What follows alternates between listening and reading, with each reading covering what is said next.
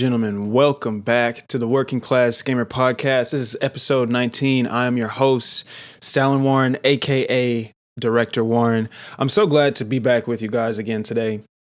I know it's been a while, and I'm not going to bore you with just all of the details of what happened between then and now. I'm a working class artist as well as a working class gamer, so whenever I'm not at work, I am trying to find other ways to use my camera, other things to do with my camera, more elevated things to do with my camera, which is why I continue to come back to this podcast, because it's one of those elevated things. So I've done some work, some video work, some photo shoots, things of that nature, and I've had a good time doing them. I've gone to work. Obviously, I've played the game that you guys have all been waiting on me to play, which is what we're going to deep dive in this episode.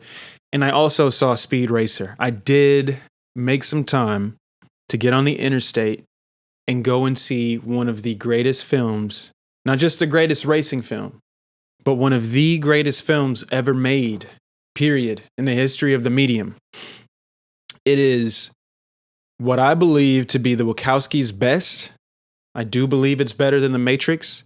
It is them at the peak of their power. And I love it so much. And honestly, because not only are we in like a landscape of film, and I'm going to get off this in a second, but not only are we in like a landscape of film where a lot of the movies have like no color whatsoever, like we're in the age of high dynamic range video and color, and yet everything that comes out is so drab and muted. And I'm not talking about the ones that are like specifically done on purpose for apocalyptic type stuff or whatever. I mean, just like regular, like your romantic comedies, your action movies, everything that's like not John Wick in the action genre looks really boring to me. So it was good to see a film from the early 21st century in comparison to right now, like at the very beginning of digital color and like, digital effects, kind of that being a teenage way to do things in your movies. And so they kind of did everything they possibly could do within the 1080p HD container. But the thing is, they were reaching so far into the future that I feel like the movie is just misunderstood. Like if you go back and look at the reviews of the times that movie came out, it was just a really misunderstood film. And in the age of TikTok and fan cams and edits and everything coming out from all of our favorite IP, this is a movie that does that uses music and fast cuts and flashing lights in a way not to tell the story, but to further enhance the story that you're experiencing. Like you will feel the highs and lows of all of the characters because everyone is so well captured and edited together. Like literally just the linear editing of the film, like it's all wonderful. So I made time to see that in IMAX, and it was so inspiring. And the through line of that film is kind of doing it for the sake of doing it. Like you don't drive to win, you drive because you're driven to, right? That's the line in Speed Racer. And it kind of is a statement from the Wachowskis as artists to like create not for branding, not to create for monetization, but to create because you were driven to create something. And gosh, this is so important to me because like video games are an art and should be treated as such. They are not, they like movies, like music, are an art that has been made into a product. Okay. They're an art first. And so I just want to use this intro to remind you all of like whatever it is that you feel like you're led to do, whatever you feel like you're supposed to be doing, like there's a reason that you are being called, commanded, whatever word you want to use, to do whatever that thing is. And so I would encourage you to go and do that thing and not focus on like, if you can find help, if you can find ways to offload certain focuses like finances or execution. If you have a vision that you know that only you can articulate, then I would encourage you to articulate that, because the attack that is happening on art made with intention is very real, okay? It's a very real multifaceted attack. It's like we a lot of people say it's on intellectualism, but I believe that art is a strong part of that.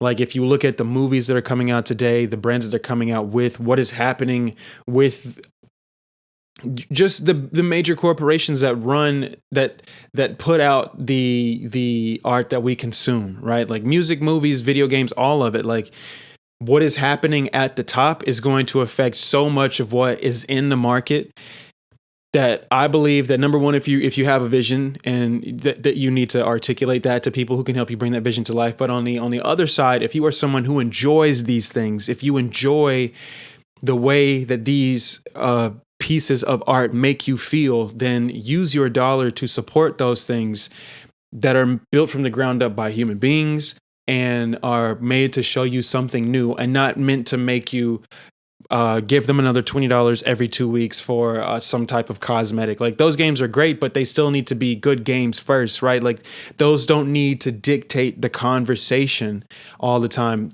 Marvel films don't dictate the conversation anymore because they largely have been written off as just products, and they're not made with the same love and intention that they were at the very beginning. You know what I mean? Like Dune is the new thing, making $1 billion per movie or close to it, right? So in those movies, at least it appears that the director and the writer and everyone that is hired on that set, like they're making that movie with intention. And so I'm saying all this because the game that I'm going to be talking about, the main game I'm talking about today, is a game that is made with such intention and is so obviously reaching for the stars in terms of quality of content and of presentation, that it is so hard to watch like gaming journalism at large just kind of try so hard to write it off as nothing more than a large kitchen sink sandbox thing. And I'm getting ahead of myself because I got other games that I want to talk about, but like it's just so fresh on my mind. Like I was taking a shower and I was listening to the soundtrack for Crimson Desert, and I was just like, that was just the tracks that I was listening to. There are people in that department who have been articulated, they've been given a vision, and they have interpreted that vision in a way that only they can, because they are musical artists. They cannot program. They cannot, maybe they can, I don't know, but they're not hired for that. That's not their role. They're not programmers. They're not concept artists. They're not sound designers. They are instrument players or conductors or composers or whatever. Like they make up a large entity that makes up an even larger entity. Like these things are not just products, and I hate that we treat them that way. And like I said, if you buy with intention, I think it kind of reframes like how you're receiving the games that you play. Like a lot of the complaints that I see about like the things that the hoops that we have to jump through when it comes to engaging with video games, I feel like they're kind of disingenuous, because like if you don't want to pay money for a game, you don't have to. There's so much free stuff that's going to beg you to give them money but keep letting you play for free, that you can go play those things.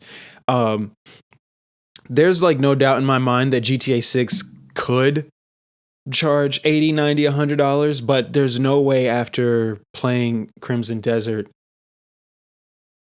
there's just no way that they can, to me, really justify it, even with the $1 billion price tag on it. But anyway, I'm getting so far ahead of myself. Let me tell you what games I bought with intention yesterday, okay?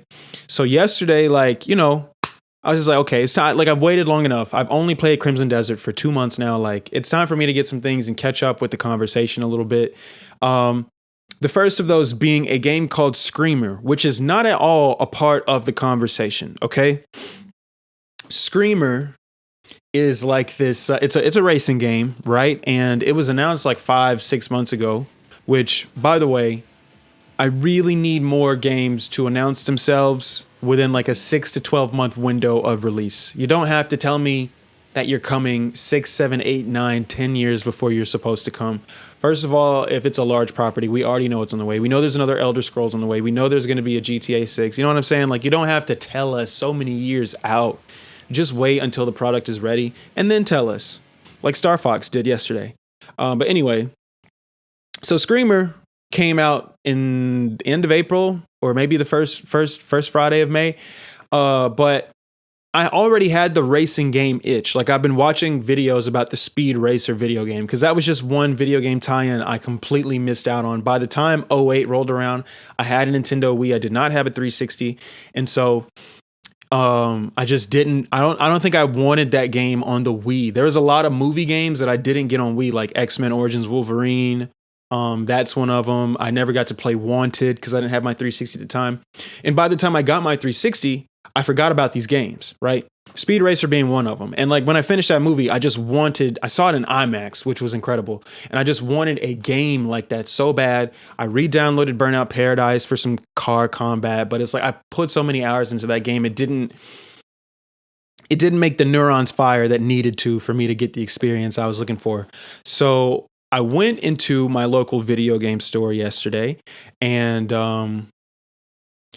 I saw that they had a disc copy of Screamer. Now, I came in there with the intention of getting Pragmata, since that's how they pronounce it in the game, Saros, and I was going to get, some gift cards to get some digital games, see what was on sale, right? So, but then I saw Screamer on sale on disc for $59.99. I was like, I want to own this game. I kind of want this disc. Looking back, I should have just restructured my video game physical copy gift card combo, because what I did once I got home, I could have just got those 3 discs and then got what I wanted digitally later, which was South of Midnight. And not have had to get as much in like game card form. But anyway, I still ended up getting it. I like it. It's cool. Like if I was 12, 13, 14, 15, this would really be fire for me. I don't know. I don't see myself putting more than 20, 30 hours in this game, but I'm glad to have bought it. It feels like money well spent so far. I did get it at full price for $60 plus tax. Screamer is like it's got a Saturday morning anime, like family friendly anime presentation. It's rated M for mature because there's blood, violence, and language, but like strong language, like the F word and stuff like that. But it's like so like it's used so infrequently that they didn't even have to have bad language in the game. Like you could have opened yourself up to more sales without this kind of writing, because like you barely curse in the game, so you didn't have to. Anyway, and I haven't seen any violence at all. I did think, I don't know why, but I thought there was some level of car combat. There is none, but the driving and racing itself is pretty fun. The worlds, like the tracks that the worlds are in, the worlds that the tracks are in are really cool. It's really clean. It's a clean 4K PS5 generation, like AA racing game. Like it's not a Need for Speed. It's not the latest Need for Speed title, but it does like, I played Need for Speed Unbound. Like the visuals are about on par with that. Like that wasn't spectacular. Like it was cool. It was 60 FPS and it was clean and sharp, but it wasn't spectacular. This, to me, like I really love its use of color. Like it does a lot of cool things with color. And it's not incredible. Like Crimson Desert has kind of like raised the bar of graphical fidelity in my mind. So it's this is not crazy, but it's a really cool, clean 7 out of 10 graphical presentation. But yeah, the game's cool. Anyway, I haven't played that much to really be talking about it. Like I'm just now getting a hang of the mechanics. Like there's a blend of like active shifting and boosting and drifting. Like you drift with the right control stick in the same direction that you turn. You shift with the left bumper. And then you boost by if you built up enough power, you hold that left bumper and try to bring a reticle into a triangle so that you can boost. Like it's one, it just clicked with me like 2 hours ago. So I'm like, okay, this is really cool. It's fun. That's probably the most I'll talk about that game on this podcast though.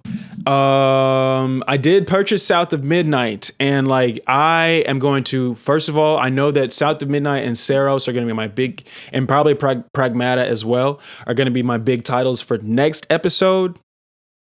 But definitely South of Midnight might be its own episode in the same way Crimson Desert is getting its own episode right now, because I was so skeptical of this game. I watched the developer diary. They announced this game as a Southern folktale, and the main character is Hazel, and is this young black girl. So when I watched the developer diary, it did make me feel good to see black people on staff at Compulsion Games, even though Compulsion Games is in Canada, I think. Um, I was like, okay, cool, cool, just cool. You know what I mean? That's really all I can say without getting extra. And so I was, like I said, I was glad to see that. And then just the more I watch in that developer diary and the world that they're trying to build and like the storytelling and the game, like it's not this like super complicated gameplay system. It is an adventure game, more adventure than action adventure. You know what I mean? There is like combat. I haven't got to combat yet. I'm sure where I left off, there's about to be combat. I just wanted to do the intro so I could record for you guys so that you know that I'm finally playing South of Midnight.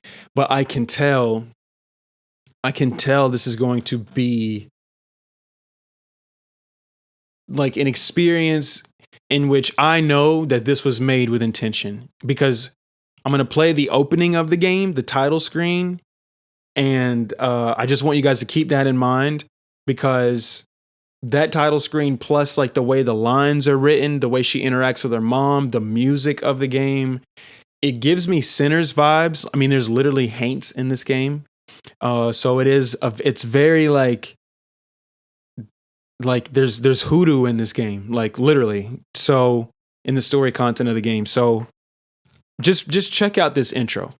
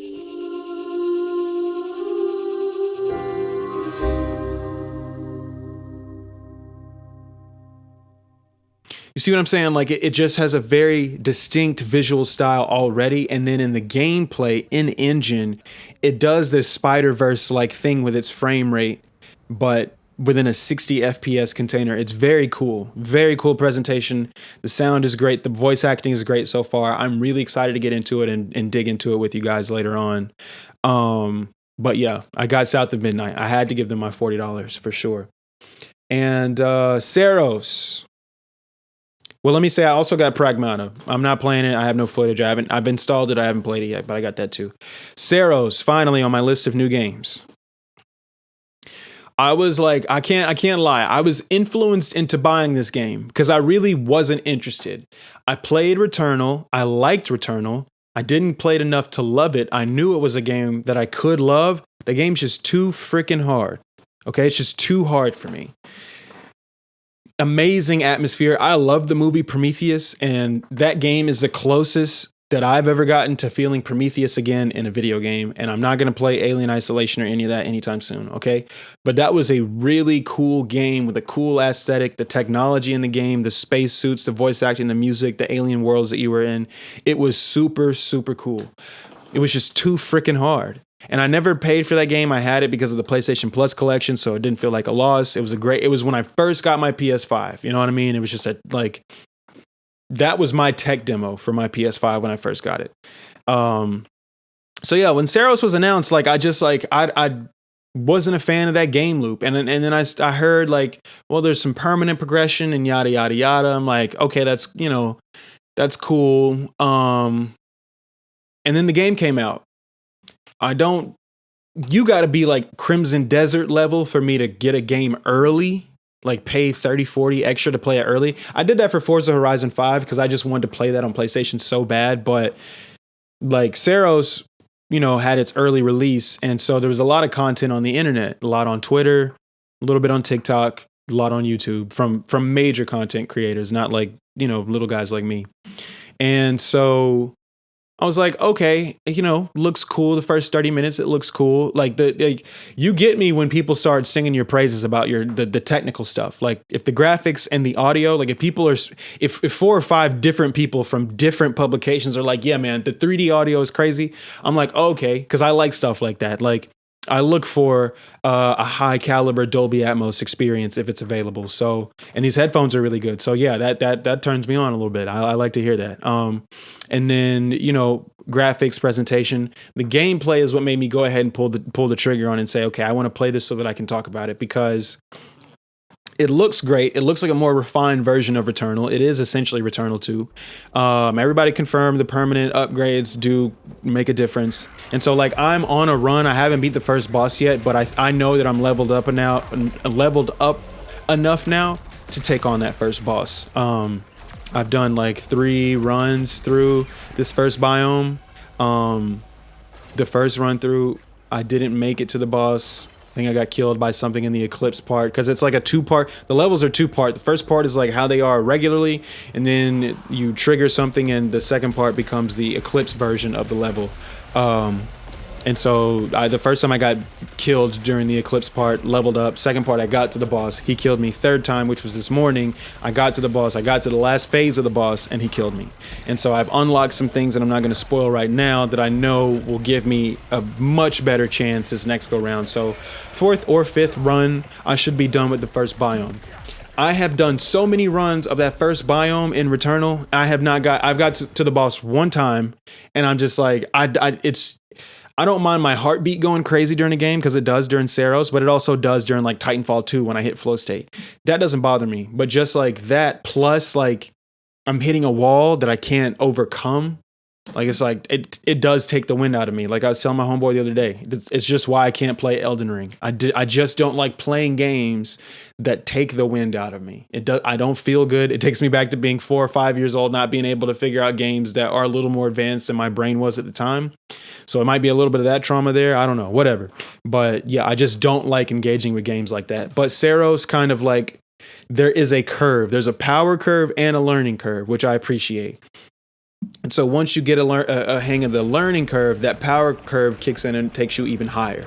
I'm sure the next biome and the one after that is going to give me more challenge. I've seen a couple people say, hey, y'all are saying Saros is easy. It's not, keep going. And so that's cool with me.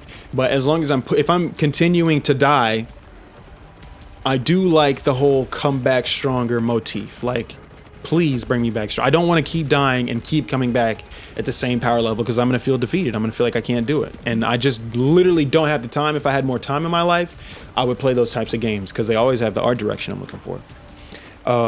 So, yeah.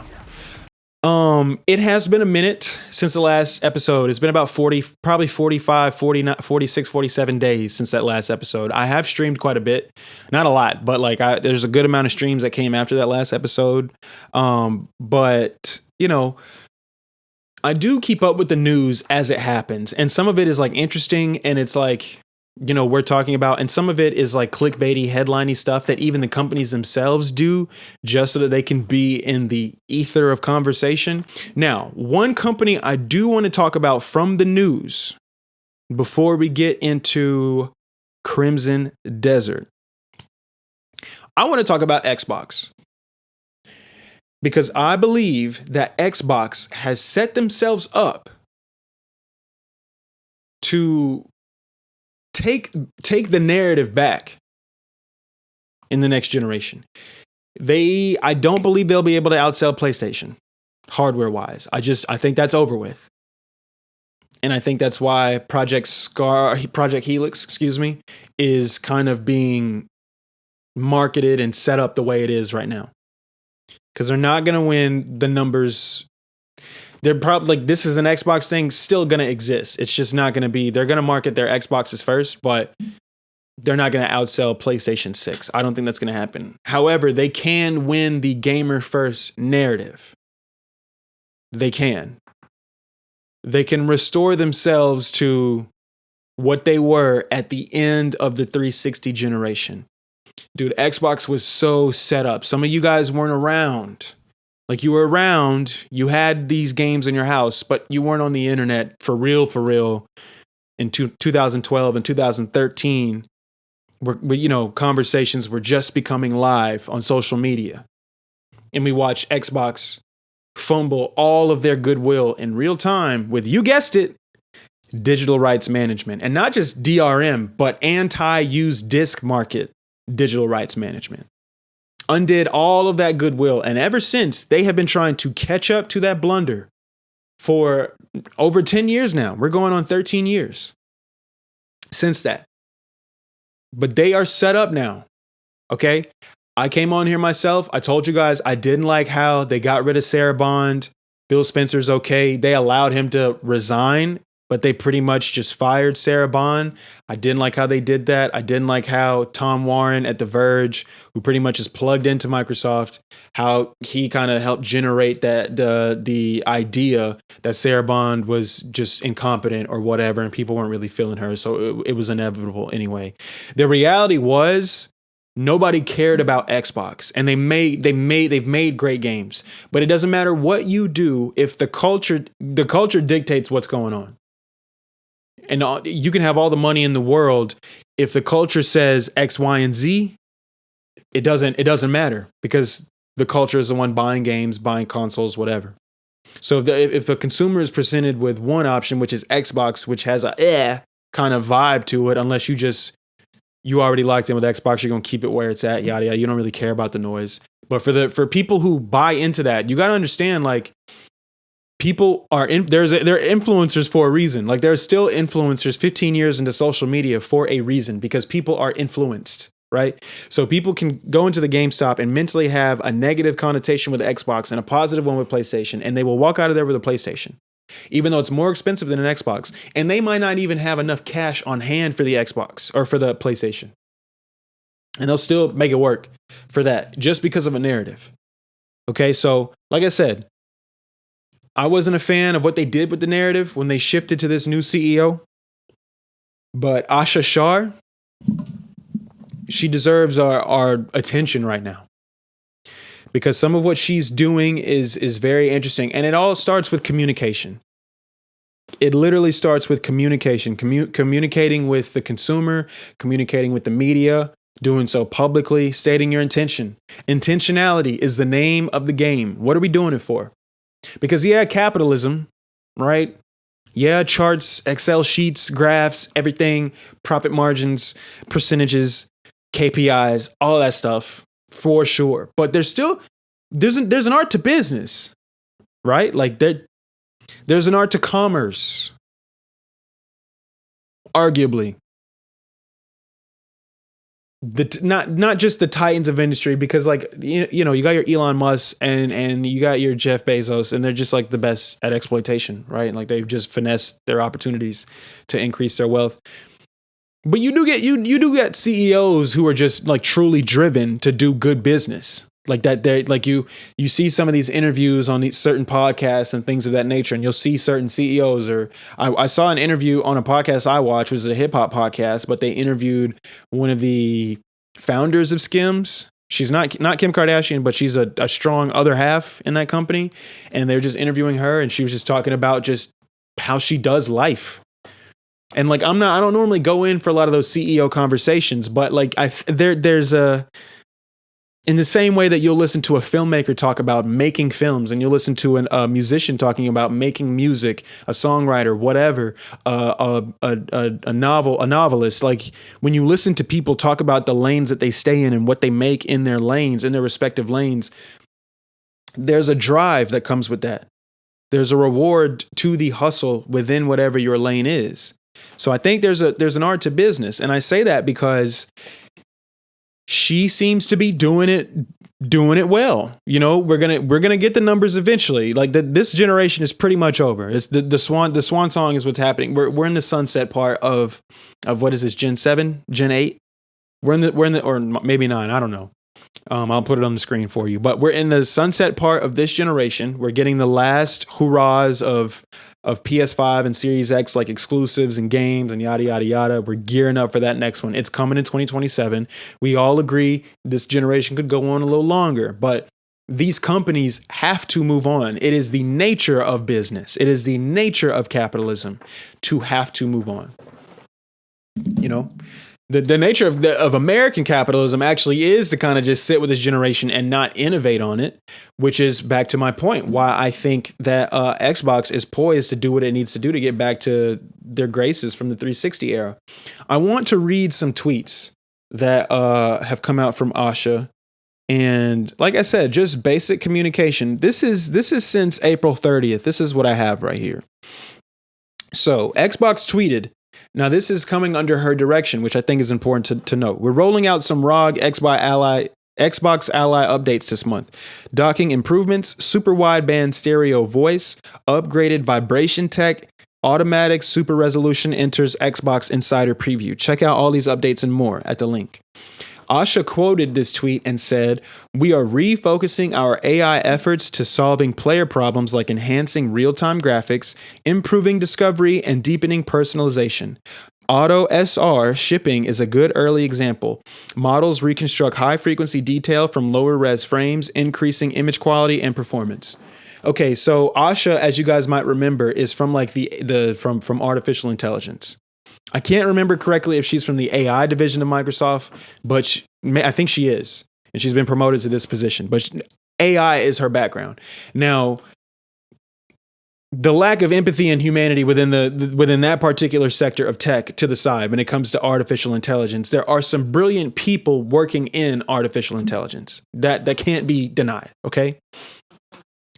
To me, if you are refocusing the attention and the power of those minds into making the technology better as it is, if I were a man who were to invest into the stock market, that is the kind of thing that I want to hear, especially from this particular company.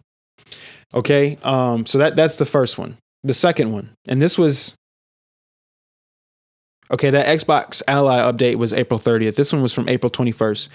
Game Pass Ultimate has become, this is straight from Asha, has become too expensive for too many players. Starting today, we're dropping the price from $29.99 to $22.99 a month. Future Call of Duty titles will no longer join Game Pass Ultimate on day one. They will join this tier the following holiday after launch, about a year later. Current Call of Duty titles will remain available to Ultimate subscribers. We'll keep learning and evolving Game Pass to better match what matters to players. This, by the way, and let me tell you, because you guys are like, you might be like, oh, you're reading tweets. Let me tell you how many people are engaging with these tweets. That last tweet from Asha about the Xbox Ally had 500,000 impressions. That original tweet has 664,000 impressions. This one about Game Pass has 6.5 million impressions. And this next one is even it's got more engagement on the site, but it's been viewed about half the time. But 3.5 million impressions on this tweet, and this one is probably the most important to me. Xbox needs to move faster, deepen our connection with the community, and address friction for both players and developers. Today, we promoted leaders who helped build Xbox, while also bringing in new voices to help push us forward. The balance is important as we get the business back on track. As part of this shift, you'll see us begin to retire features that don't align with where we're headed. We will begin winding down Copilot on mobile, and we'll stop development of Copilot on console. I don't know if that means that there will be no artificial intelligence on the Xbox. What I do know is that means that a mid-tier artificial intelligence is not going to be on the Xbox, taking up RAM space. Okay? I wanted to read those tweets because it sounds like Xbox is now being led. There's other things that I can show you. I can show you the new logo, right? I can't really read that. I can show you the new logo, new boot up sound, that just little subtle things. But this, like I said, communication is the main piece. You have to give us something, and the culture is going to decide what they do with your words. And right now she's winning. Even some of the people she's promoted, one of the guys is, he's been a part of Xbox design and hardware. He's been promoted, so he's going to oversee Scarlet. I don't know why I keep saying Scarlet. That's the Series X. Helix is the next Xbox. He's overseeing Project Helix right now. Like she's doing what needs to be done. You could be coming in, bringing in a whole bunch of new people, giving them an opportunity in an industry that they've never done anything in, yada, yada, yada. Like, you could be doing that. You could be fumbling.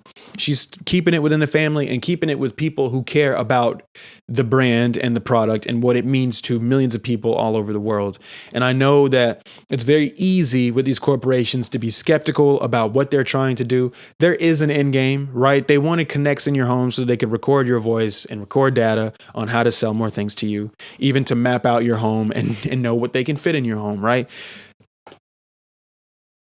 At least the Connect was fun to use when you played Dance Central with your siblings, right? So if they're going to do what they do, Apple, Google, Microsoft, Sony, they're all going to do, Amazon, they're all going to do what they do, okay?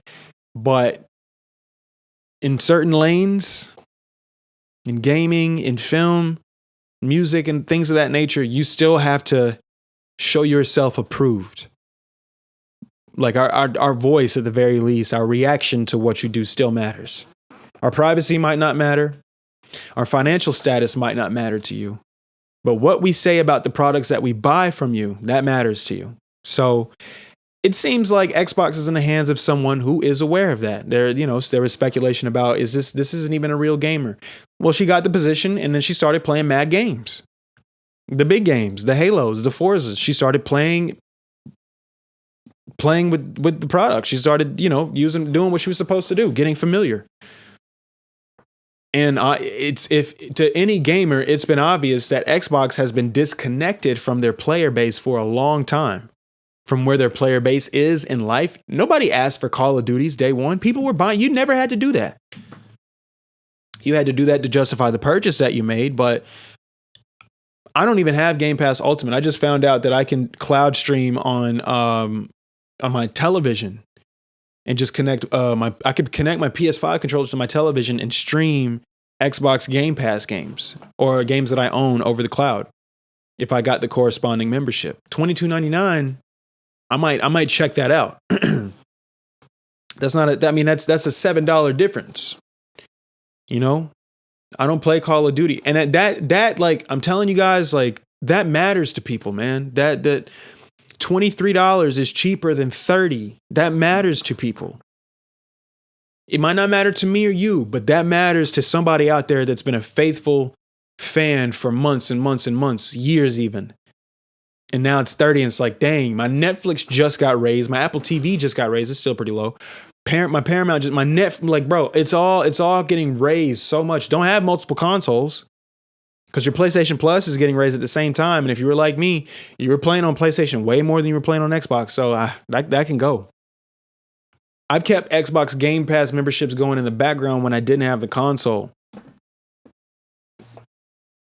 $30 for some people, $30 might be too much to be doing that in the background now. But $22.99, maybe I can justify it, especially with the access that I have to Xbox. So I just wanted to bring them up today. I think it's interesting what they're doing. We'll see. Asha, we got our eyes on you.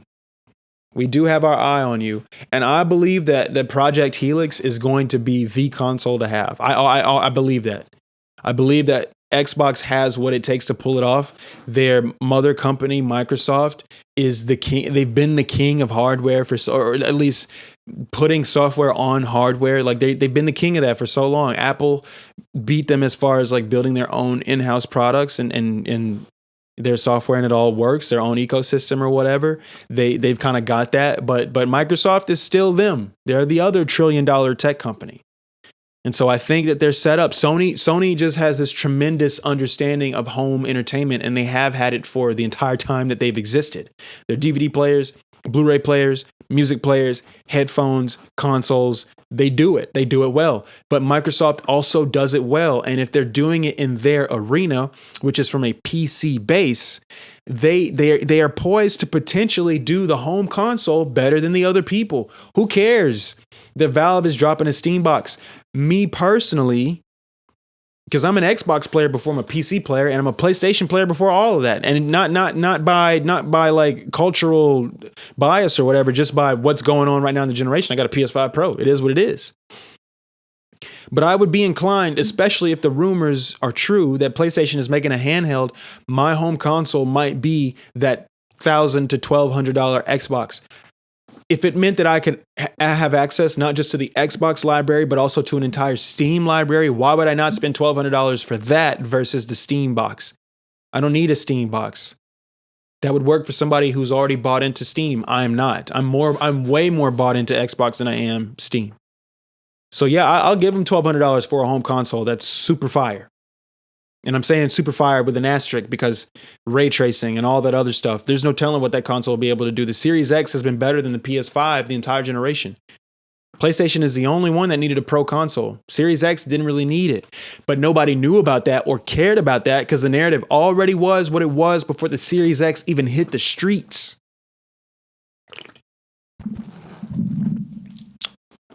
Literally. So, yeah. But anyway, with that out of the way,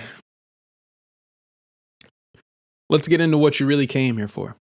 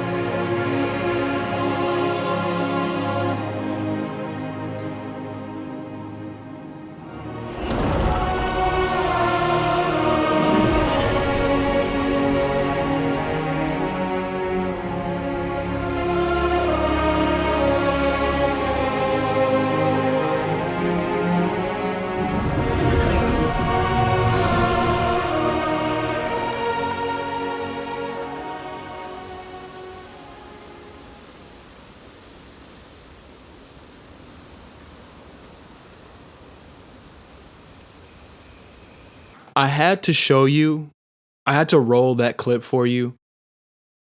First of all, that's from the first iteration of Crimson Desert. That's like early.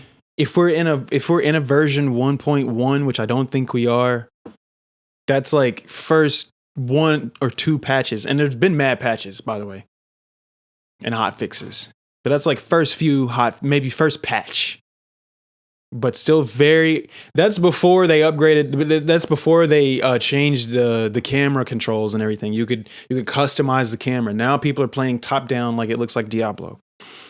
I wanted to show you guys how they set you into the world, because that energy, that pace, how like sacred, one could say, it feels. That is a feeling that they are trying to give you in every single moment, every frame that you play through in this game. There is an article, and I'm going to find it, and I'll edit myself if I have to.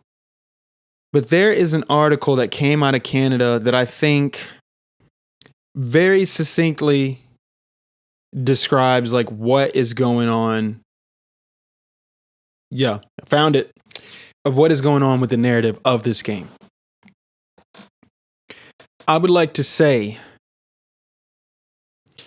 that the only reason I'm wary of calling this my game of the year right now is because I have not played James Bond, and I just heard a preview the other day. It's multiple outlets saying this is game of the year material. And if that hits hard enough for me as a James Bond fan, you know. And then also Phantom Blade Zero is another game that seems to really, another just intentional experience. And if that hits as hard, not only as I think it's going to, but even more so, that's going to be a conversation that we have to have. But this is game of the year material. This is game of the year quality, game of the year polish, game of the year sound design, game of the year graphics, game of the year combat, just export. Like it is what we thought it was going to be. It's everything we thought it was going to be and more. But I want to get into this. It translated back to Korean. Hold on. I just want to read the first paragraph of this article, if you guys don't mind, because this is from Game Vaccine. This is a Korean site on globale.co.kr. The paradox of Crimson Desert: what would have been praised if it were American. This was written April 2nd from Kim Dong-hyun. Despite 4 million copies sold, criticism from Western critics persists. Double standards directed at Korean games, such as accusations of imitation and political correctness, are intensifying. The, quote, time of proof to overcome the critics' narrow standards is imminent. What if the start screen, this is the article, and I'm just going to read the first few paragraphs. It's not very long. What if I might read the whole? Ladies and gentlemen, let me read this whole thing. It's quick because I just scrolled through it really fast. What if the start screen of Crimson Desert had featured the logo of Naughty Dog or Ubisoft instead of Pearl Abyss? North American media likely paid tribute, calling it a, quote, revolutionary evolution that changed the paradigm of open world action adventure. They're mocking journalists over here. However, the evaluation of this Korean AAA blockbuster, which sold 4 million copies in just 12 days, remains harsh. Even the developers have joined in the criticism, labeling a, quote, patchwork game. But this is not merely the venom of an individual. It is an expression of collective rejection toward a, quote, an outsider who threatens the hierarchy of the console market, which has been monopolized by the West. Double standards are nothing new. When Neo Wiz's The Lies of P were released, foreign media mentioned From Software's Bloodborne and labeled it a copycat. Those who praised Western developers for genre succession when they released Souls-like games applied a particularly strict standard of lack of originality to Korean games.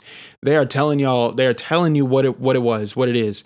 Shift Up Stellar Blade also took issue with the characters' appearances rather than gameplay, attempting to judge the work using the Western-centric political correctness standards. The contradictions of the Western world become clearer when the perspective shifts to domestic games. Unlike Mint Rocket's Dave the Diver, which was embroiled in controversy regarding its indie status due to the investment of capital from large corporations, they defended the success of Claire Obscure Expedition 33, which had similar conditions. That y'all ain't never heard me talk about that game, first of all, because that game was an industry plant ass indie game. And I'm glad clearly that somebody from thousands of miles away, from a whole different culture, a whole different continent, saw the same thing I did, which just makes me feel good as a reader. It affirms me because I knew I wasn't tripping for feeling that way about that game. Anyway, they continue.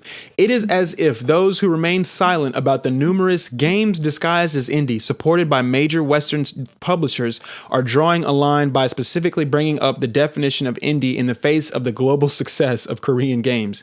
Even for Marathon, which faced a barrage of harsh criticism from users, famous Western media outlets gave it high marks, calling it a game that overcame strange prejudices.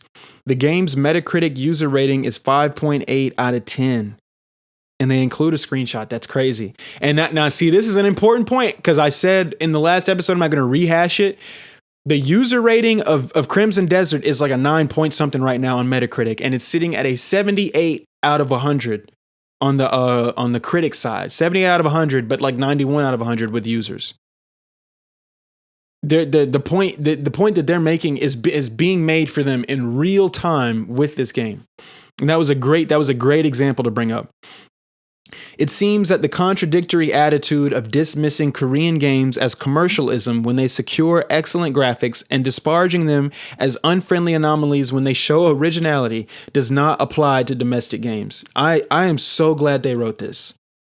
I am so glad they wrote this. Ultimately, the mockery directed at Crimson Desert is another name for the cultural fear of a small eastern country that has perfectly absorbed their own grammar and is showing a performance beyond it. We can get back to that.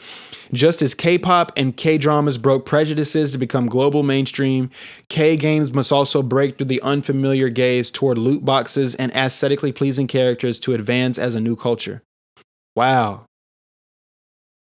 Market indicators do not lie. The choice of the 4 million people is far more honest than the narrow-minded pens of critics. The Korean game industry has now passed the stage of clinging to Western recognition and stands at a time of proof where it must overwhelm even their prejudices with their own merit. I agree with that's my third time reading that article, and I get fired up every time I read it because I have felt this way for about 3 years now when it comes to games that are released here. And I think that the sentiment that they're talking about that is being tossed at Korean games, while I agree, because the way people treated Stellar Blade was kind of weird to me. Like you in the same way that the Doom Eternal social media guy tweeted that infamous, you control the buttons you press. You control the outfits that you wear in that game. I unlocked mad skimpy outfits, played with them like a couple of times, but the majority of my gameplay, because it was recorded or streamed or I was just chilling, I was in some, you know what I mean? Like you control the outfits that you wear. So the criticism that game got just because the main character was sexy to whoever was criticizing the game, because y'all were really just telling on yourselves. I don't mind saying that character that was designed is an attractive character, but because I think people here have an issue saying that out loud, that doesn't mean I like, you know what I mean? I like life. I don't use AI. I'll never have a virtual girlfriend in my life, but like I can acknowledge that whoever designed that character did a good job. You don't know how to acknowledge that. So you're projecting your shortcomings onto us when you criticize a game for just having a well-designed character. And it's an M-rated game leaning into something that has existed within video games since video games had 3D models. Even on back to Mortal Kombat when it was 2D, 2.5D, whatever. So, but they're right. Korean games are not given the same consideration as Western games. Stalin is saying to you all that Eastern games, period, are not given the same consideration that Western games are given. And it would be fine if the games that they were coming out with were not leagues better than what the West is releasing. It would be fine if the culture in the development of these games in the East, namely Korea on this particular point, was just as bad or worse than what the culture is here in Western game development. Because here in the West, you can develop and release a game for a series that has been second place for the better part of 10 years, 15 years almost 15 years of being second place. You're part of the team that has finally developed the game to dethrone that number one. Not only did you dethrone that number one, but the number two looked like trash. And not only did number two look like trash, you were the best selling game of the entire 2025. You outsold Monster Hunter Wilds, which had been the top of the charts all year long most of the time. Even though it wasn't in the conversation after January, it kept selling. You come out in October, you release this game, it's huge player base, mad streaming hours, mad copies sold, mad money made, and guess what? Mad people get laid off. Stellar Blade is not the highest selling game of, 2024 that game came out? It's not the highest selling game in 2024. You know what it is, though? It's one of the most well-received and best-selling games of the year. And the developers on that team all received like $4,000 bonuses at one point. And then, and the first sales milestone, everybody got a PS5. The next sales milestone, everybody got a $3,500 to $5,000 bonus. Now you look me in my eye through this camera, through this TV, through this phone, whatever you watch, and you tell me that $3,000 bonus wouldn't help you out right now. Then they got free PS5 Pros when the PS5 Pro came out that year. That don't happen in the West. Then, now the game I was talking about that everybody got laid off, that's Battlefield 6, by the way. Highest selling game of the year. Mad people got laid off like 3 months ago. Highest selling game. Dethroned Call of Duty. Literally. Didn't matter. Because in the West, our margins are stupid high because we spend stupid amounts of money. At least on paper, we say we spend stupid amounts of money. But really what's going on is fraud. Fraudulent schemes are happening. None of these budgets, movies, music, games, it doesn't matter.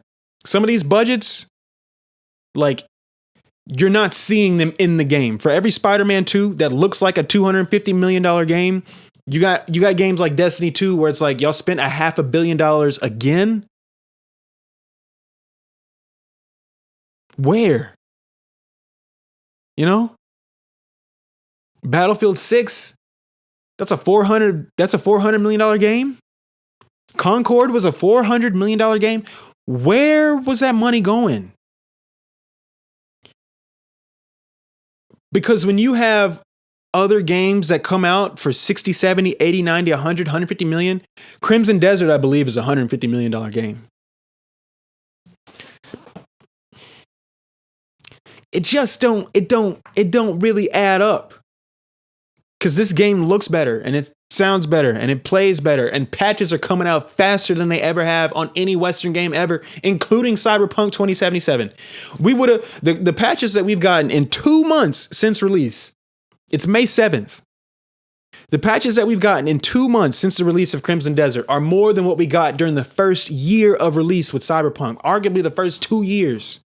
Before we saw these kinds of changes and inventory expansion, more fast travel points, more stable frame rates, higher fidelity, more resolution, sharper images. Assassin's Creed Shadows, I love that game. Y'all know I do. Haven't beat it, but I love it. It took them a year to do what Pearl Abyss has just done in 2 months. And I've heard people say on their podcast, and if this is the excuse that you like to use, that's fine. But I've heard people say, oh, well, in the East, developers aren't paid as much. They're not paid what they need to be paid over here.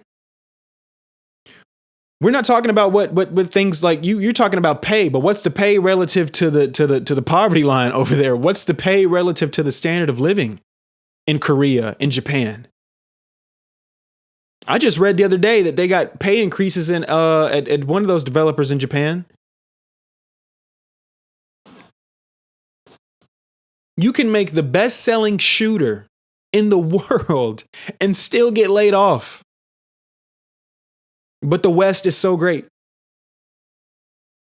We do things so great. We do it so big and so extravagant, yada, yada, yada. I love the American Godzilla movies. You're never going to catch me talking down on them. I think they're good for what they are. I think they're really good for what they are. And I look forward to every single one. And I will always drive out of my hometown to the next town with the biggest available screen and best projection technology to see a Godzilla film. But Godzilla -1 came out at the end of 2023 and everybody started looking around like, what are y'all doing with the hundreds of millions of dollars you're using for these movies when this game costs the equivalent of 15 million US dollars and looks like that? What's going on? People started asking that question in the media. What's happening? Okay, Dune looks like a $160 million movie. Dune 2 looks like a $190 million movie. This was $300-something million? This Marvel film? Huh? It's not adding up, man. Because the levels of intention are not the same. The intention is almost not there in some cases in the West. I intentionally did not record an episode around the time of the Game Awards because I could not believe Expedition 33 won Game of the Year. I could not believe it.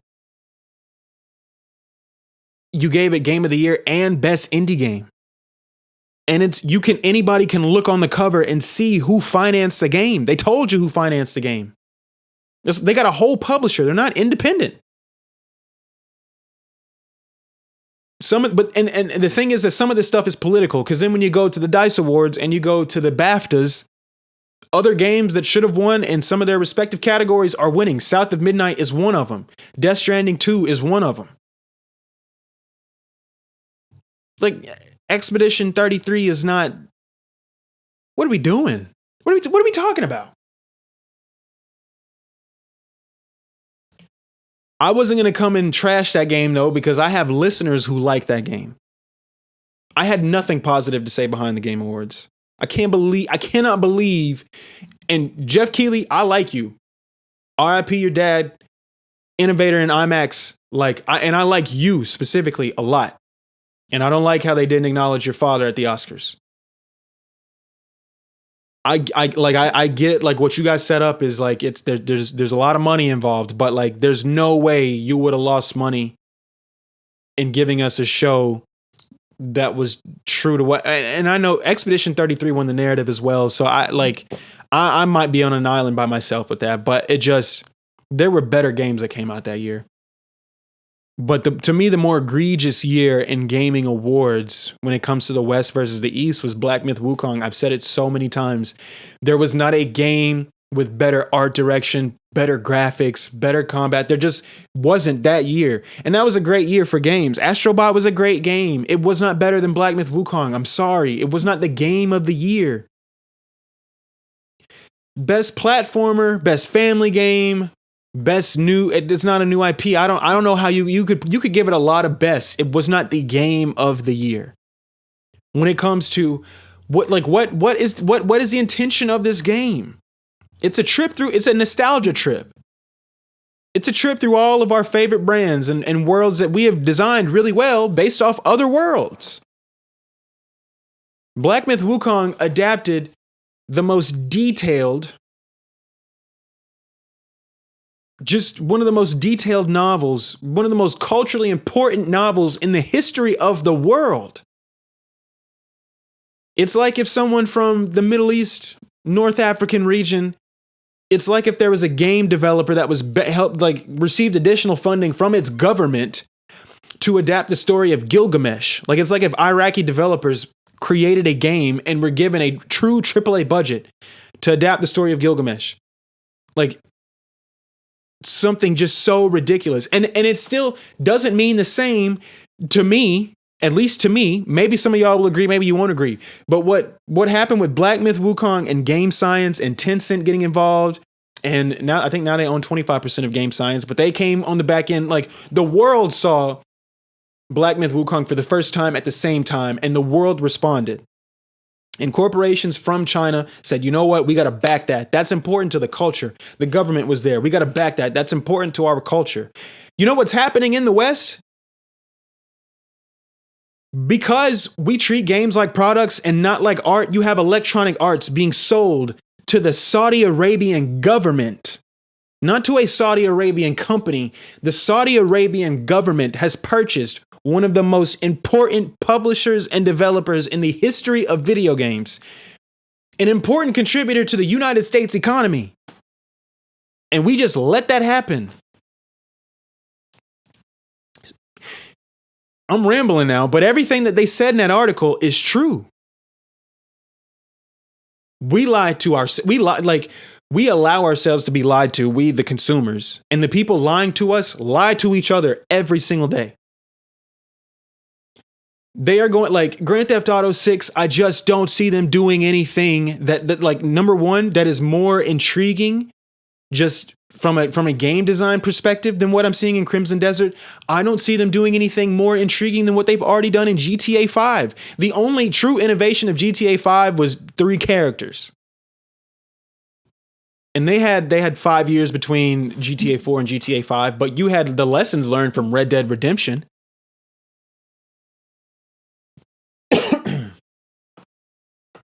Like, it was a cool story.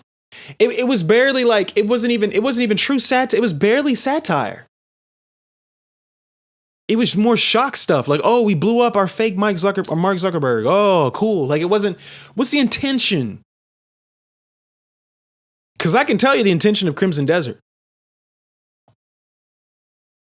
This game, I don't like the narrative that this was an MMO that they turned into a single player game. This was announced as a single player game in 2019. So we know they've been working on this game for at least 7 years, at least 6 years. It went gold in January of this year. So we know for at least 6 full years, they have been working on this game as a single player entity. Now, because you are not used to getting this level of depth in your gameplay options from other open world titles built in the West, built by game companies that do the checklisty open world game better, supposedly better than other people, because you don't get that over here, you attribute this, oh yeah, this MMO stuff. You know, this is just Black Desert Online throwaway stuff. No, it's not. It's a design philosophy. It's their design philosophy. This is a game that comes from people who played Assassin's Creed. It comes from people who played Elder Scrolls. They've been playing their own game, but they've been playing other people's games too. To me, it comes from people who have played these games and are just like cognizant of the fact that we are now in 2026. So maybe we should not be doing things akin to what was being done in 2013, 2015. And I say 2015 because a lot of y'all developers still have not left the sauce that Witcher 3 left us.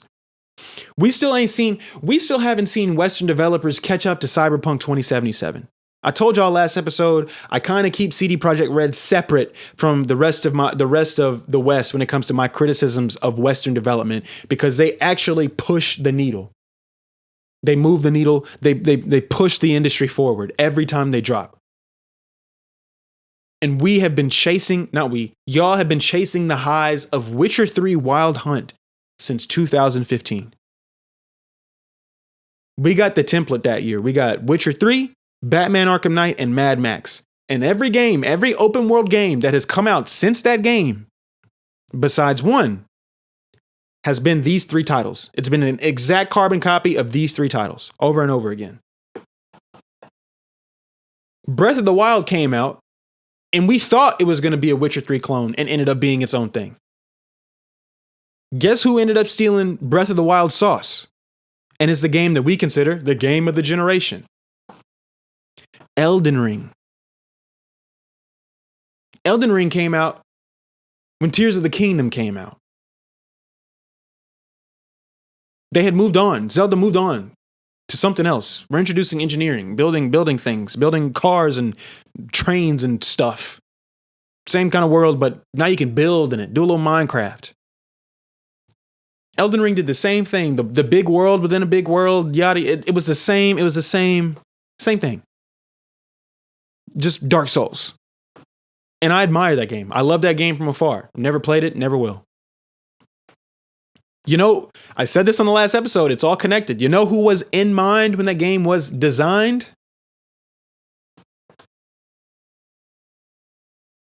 Western gamers. I'm going to make it less racial this time. Okay? Western gamers. White dudes. I'm going to pull a Kanye and just tell you who I'm talking about. That's who Elden Ring was made for. And it's cool. It's cool. Crimson Desert was made for everybody who has ever had a desire to explore a world they've never been in before. Crimson Desert is filled with old school game rules and new school rules and its own rules.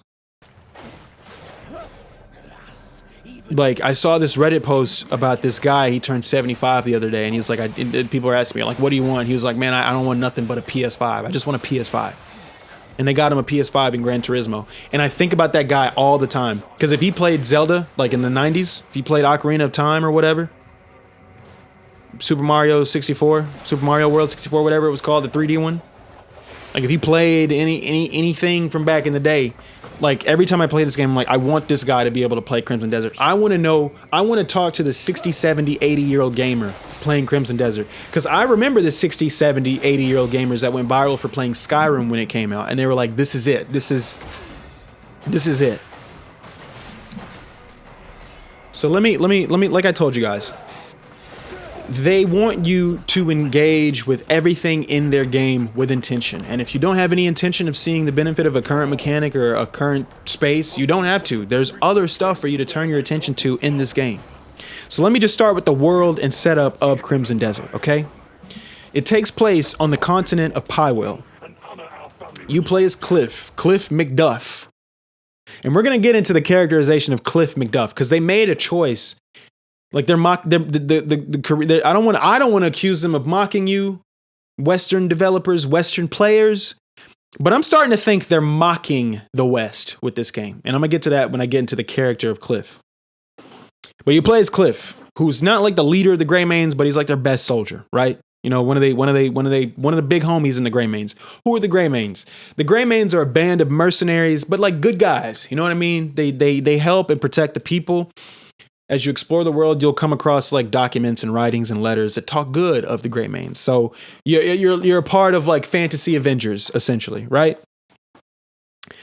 And in this world on Pywell, you know, there's conflict. There is often conflict, but you know, you try to protect the peace. You try to protect the every man and every woman that's milking their cows, tilling their land, raising their children, whatever. Like, but you know.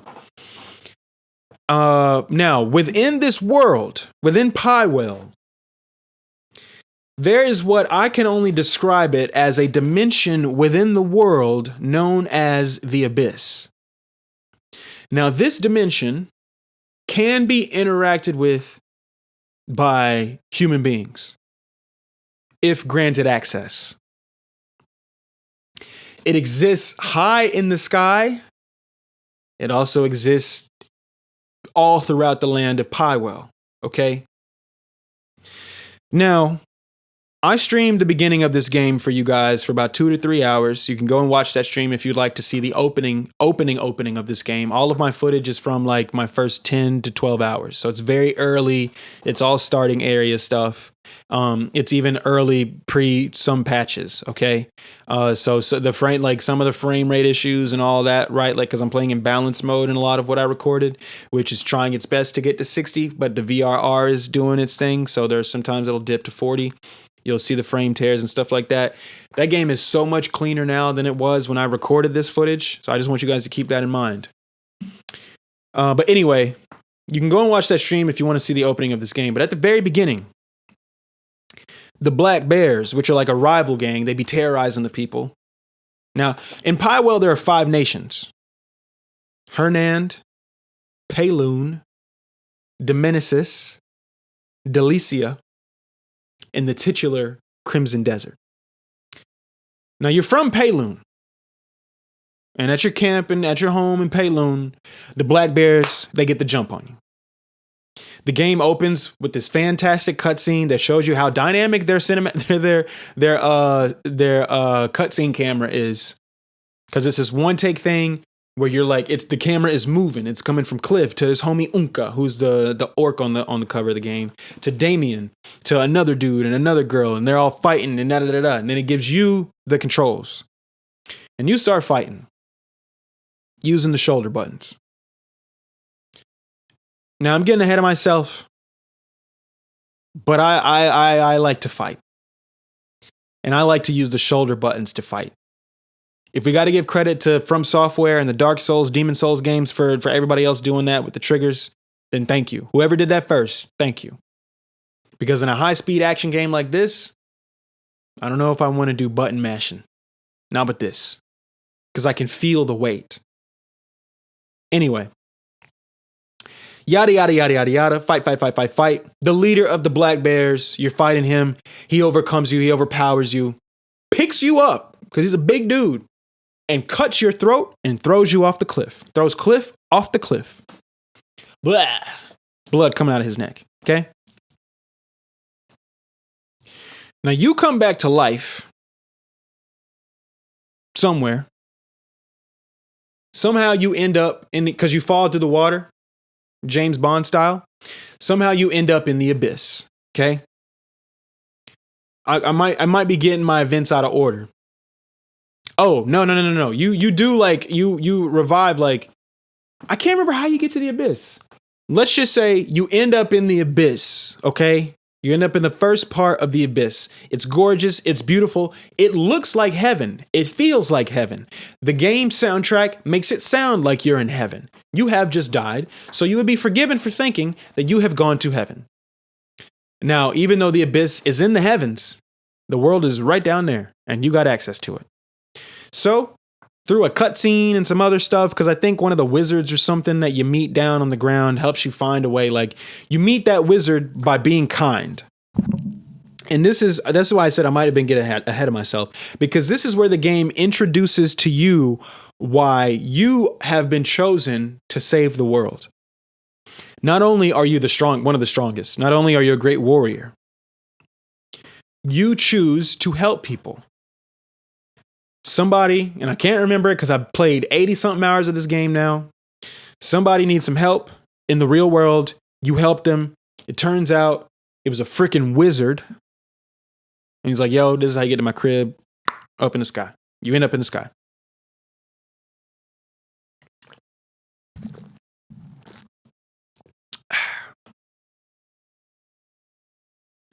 Kindness. Helping people. That is how you learn more about the world. That is what will make you stronger. And that is what is going to make it easier for you to move throughout the world. It's simple acts of kindness. Now, you would not be wrong for accusing me of maybe just reading too much into what they got going on. But I think they make a point of reminding you to be kind throughout the game, because it is important to be kind. I think that's the main idea of the game, because they keep telling you throughout the game. Every time you go to an area that the game says, hey, you're not really ready for this yet, but it's cool that you ended up over here, but you're not ready to do the main thing you're supposed to do over here. It'll be a voice playing telling you this. And then she'll be like, keep being nice, keep being kind. She will literally use the word kind, and she'll say something else, but I'm forgetting it. But kindness, I wrote that under world and setup because I think this is a violent world filled with magic and monsters and things that will kill you. This is not Grand Theft Auto. This is not Red Dead Redemption. You can steal if you want to. You're not really incentivized to steal. You get something out of it every now and again. But from what I've heard, and I'm on Reddit, I'm on Twitter, I'm on all the platforms when it comes to this game, you're not really getting much out of being a thief. That's the only thing you wear a mask for, so you can steal in peace. But you don't really get much out of it. Being kind and getting strong and doing missions and doing things for people and fighting new enemies and helping clear out the land of evil is going to do a lot more for you than trying to figure out how to be dastardly. That's not what this game is. That's what's wrong with you Western gamers too, by the way. Now, let's talk world design. Like I said, Pywell is made up of 5 nations. Now, as you move throughout the world, your kind acts are seen as contributions to that nation. And eventually you can reap the benefits of those contributions through the contribution shop that lets you buy special gear or contracts so that certain vendors like in your camp can sell certain things. A lot of cosmetic stuff, though. Nothing that changes the game. I don't engage with that shop at all. Like, once I seen what was in it, it's nothing for me. Nothing that makes you stronger or look incredibly cool. But your good deeds are measured. You save people all throughout the game. I'm in the hundreds. I've literally saved hundreds of people. And I'm sure I could save more. I'm sure we could get up in the 1,000. We'll see. Because it's an infinite counter. And I'm like 300 and something. 300 and some people saved. I'm that guy. And I've only been to 2 nations, for real, and a little bit in Dominicis. I haven't been to the Crimson Desert yet. I haven't been to Delicia yet. And let me tell you something. This map is freaking massive. It's freaking huge. I seen the other day, and the developer responded with an update. People was like, man, I've been all through the world. I defeated all the enemies. I cleared out all the camps and all the forts. I beat all the big bosses, all the monsters. Now I'm just riding around with nothing to do. Can you guys make it to where the camps reset? And again, this goes back to my point of any other developer, it would have took them months to get here. Pearl Abyss had that. I saw that tweet. Pearl Abyss had the update out maybe a week or 2 later, maybe 10 days. 10 days max. since that particular like tweet complaint sort of thing going viral. It's just insane. Now, also, I put 80 hours into this. And this is the other thing when it comes to gaming with intentionality. Gaming with intention, sorry. There are some people whose lives are set up to where they can put 400 hours into a game within 2 months, within a month. I don't like, those people are anomalies. And I don't know why we have given them such a large share of the content market. Because they are not normal gamers. They are literally not the average man that walks into a GameStop or Walmart or Target. So, but they go the most viral because 9 times out of 10, they got the coolest gear. They're telling you where to get the gear, yada, yada, yada, whatever. But I've put 80 something hours into this game and I'm probably going to put 100 more into it.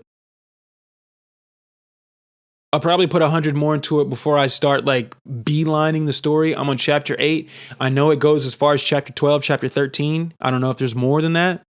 But the way these nations are set up within the world, there's so much to freaking do. There's literally so much to do, bro. So I like 400 hours is definitely a realistic amount of time with this game, but it's just like you would have had to have been, it's 30 days in a month. So if you played a month straight from March 19th, if you played 10 hours a day, like that's the thing. Some people are not, they're not sleeping. Some people are going on binges for 30 hours straight, sleeping for 8 hours, going on another binge of 20 hours. So, I mean, I see how it's being done, but it's just like, that's ridiculous. It would be, I game maybe 400 something hours in a year as somebody who works full time.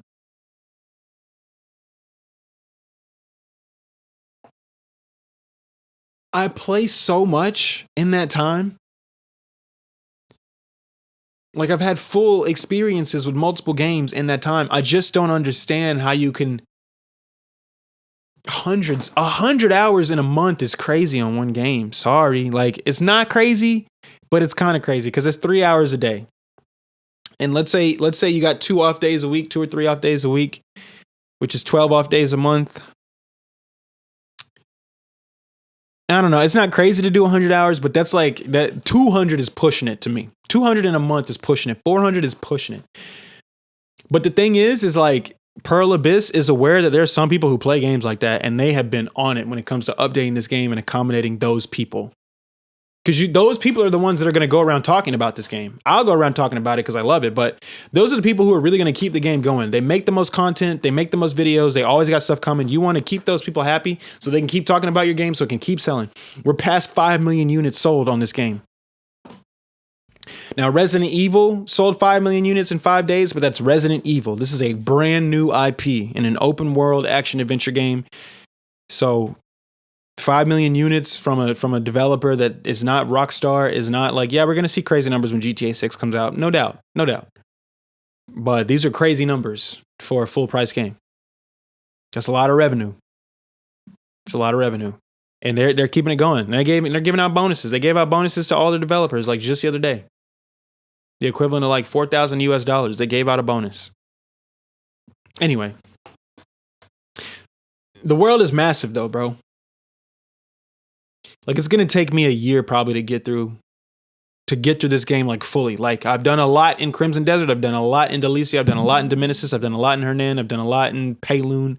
It's going to take me about 2026, maybe into 2027 to really get through this. And the pace at which that I play games to really get everything out of it, it's probably, I mean, it might be I might still be playing it next summer. It might not be till next summer to where I can tell you like, yo, I've done everything. And I'm cool with that. Because this game was $69.99. Let me ask y'all, do y'all think that Grand Theft Auto 6 is going to have 400, 500 hours worth of like good content? Because I see, as someone who has done missions only in 2 out of 5 regions, and I'm at close to 90 hours. Okay? We'll just say 80 hours. Okay? I can see doing 300 to 400 hours in this game. I could see Stalin having 300 plus hours logged in this game. I could totally see that. Cyberpunk 2077 does not have 300 hours of content. I can play that game for 300 hours, restarting it, yada, yada, yada. But in one run through, it doesn't have that much content. Do we think GTA 6 is going to have that much content in one playthrough? And if it doesn't, even if they did, would they really be, even if they did, actually, let me ask that, even if they did have 400 hours of content, would they be justified in charging you $100 for one copy? One standard copy? I don't think so. The fidelity's got to be crazy for that. Like, nobody told you, like, I have not been, I don't go to the same place. When I leave a camp and I go to an unexplored part, a grayed out part of the map, it's always something I've never seen before. It's nothing cut and paste in this game. I'm sure there is. I'm sure like NPC models and things of that nature, but I'm saying like the landscape itself is not saming. You could be in the same, bro, probably been in Hernan for 50 of the 80 hours. 60 maybe. You're not going to see the same thing twice. You got to go to the same places to see the same things twice. Every new place you've seen is new. And this world is massive. So I just want to know, like, my eyes are on GTA 6, but not fondly. Like, there better be a lot to justify the $1 billion you've spent on this game. There better be a lot to justify the treatment of the workers behind this game. Workers who wanted to unionize for their rights. Workers who have been worked overtime, by the way. They're crunching hard AF right now to make this November 28th release date. It just got reported via Jason Schreier, mind you, at Bloomberg, who is like God when it comes to video game journalists. But it came from him that workers are working overtime and getting, and it's unpaid overtime. You either work this overtime or you ain't got no job type of unpaid overtime. Y'all gonna give $100 of that? Anyway, this is about Crimson Desert.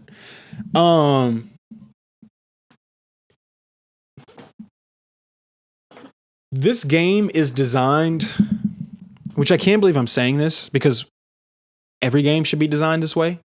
But this game is like designed with exploration in mind. Unfortunately, I hate to be the one to say it, but Assassin's Creed Shadows is designed to get you from mission to mission. It's not really designed for you to get off your horse and see what's over behind that tree or in that cabin or behind that waterfall. Ghost of Yote isn't even built that way. This is like the thing, dude. Like in every category that I have right now, there is no game that is just designed in the way that Crimson Desert is designed. Like I can't go back to Elder Scrolls V now after playing this. Starfield only still clicks in my brain because Starfield is Starfield. It's in space. I can't go play a game with a horse and sword and shield and armor and that sort in an open world and look at it the same after Crimson Desert. There's no way. Which is why it's so good that Crimson Desert still feels so fresh after 80 hours.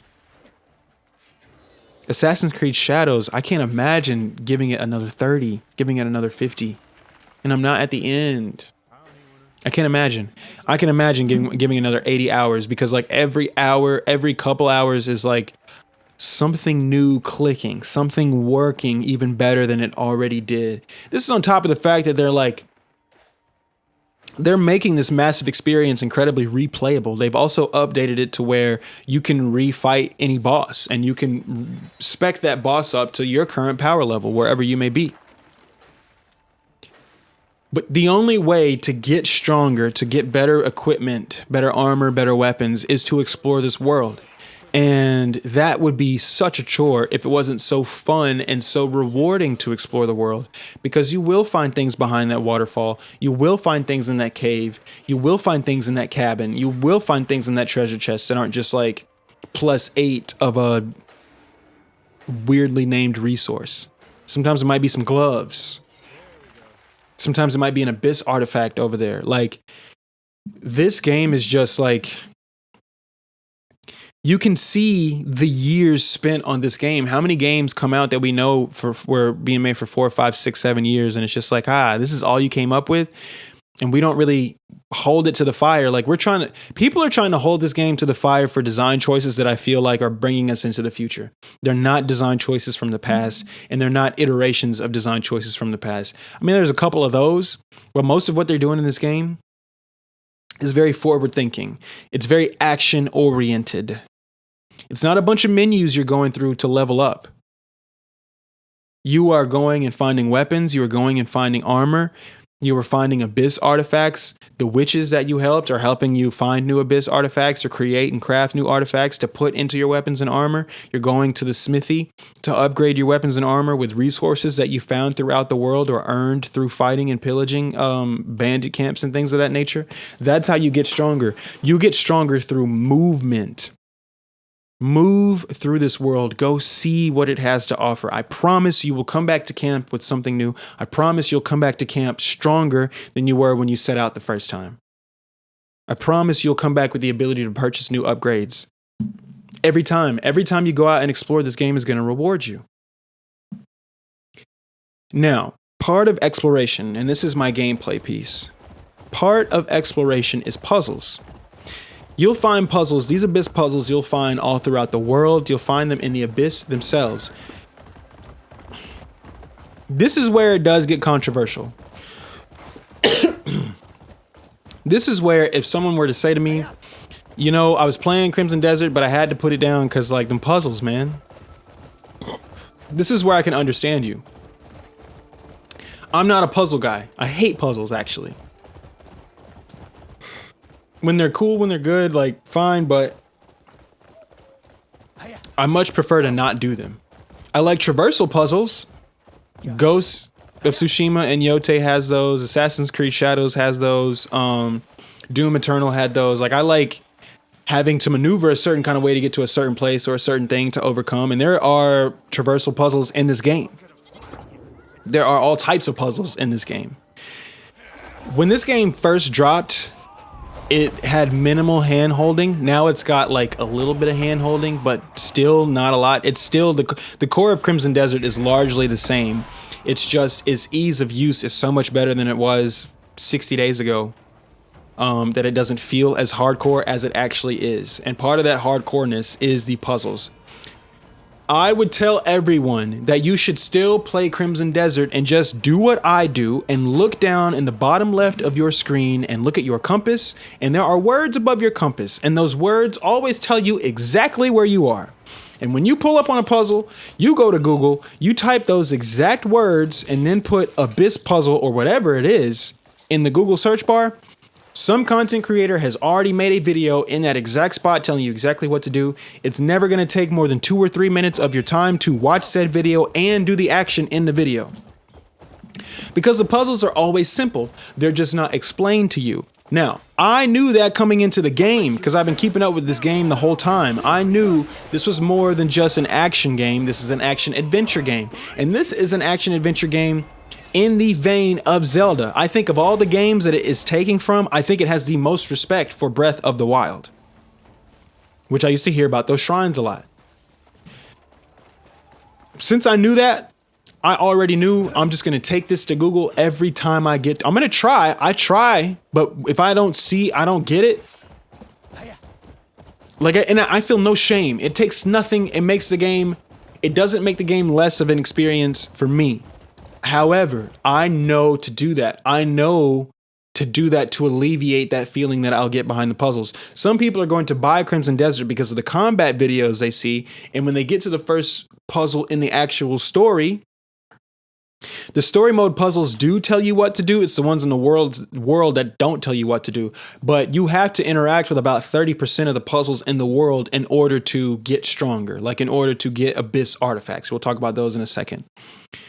So, again, I can understand if somebody knocks this game for its puzzles.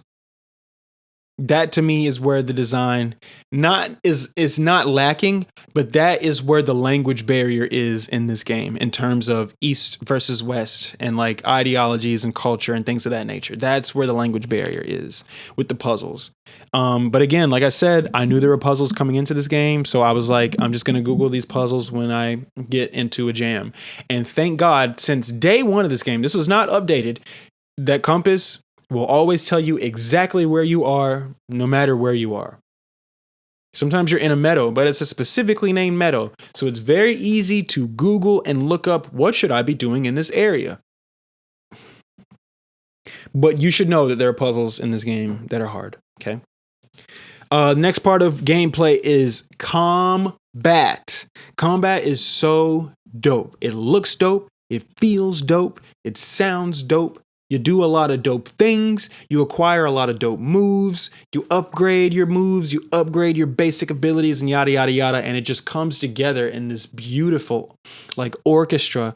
This just like this speed racer like montage of just like, it just feels so good and it works, and it's worked since day one. Okay. Now, there's been some balancing as far as boss encounters and things of that nature, or certain abilities doing more damage now or a little bit less now or whatever. There's been some balancing, but to me, the combat, like as far as like, I think you putting it in the PlayStation, you start playing it, it's been 10 out of 10 for me since the very beginning. It has worked for me since the beginning. And the way in which you level up and upgrade, the pace is so perfect. I have never experienced a skill tree pace in this way. And I think it's because this game is not XP focused at all. There are no levels to this game. There are just abyss artifacts. Now, there is a meter next to your compass that tells you, it raises, the meter fills the more enemies you defeat. And every time you fill the meter, you get an abyss artifact. It takes some enemies to fill that meter, but beyond that, the only way to earn artifacts is to defeat bosses or do these puzzles or explore these tombs or whatever. Sometimes they're in there with no puzzle at all. Okay, but you need those to level up, to purchase certain things on the skill tree, and not just your skill tree, by the way, but also the two other player characters that are available to you that become available after a certain amount of time. So I love combat, and I love the puzzles because they all matter.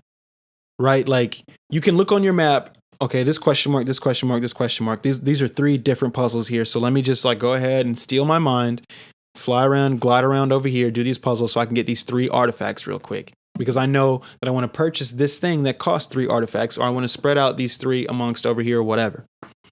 Everything that you do matters, and it does tie back into your progression, not only through the story, but through the game as far as like leveling up who you are.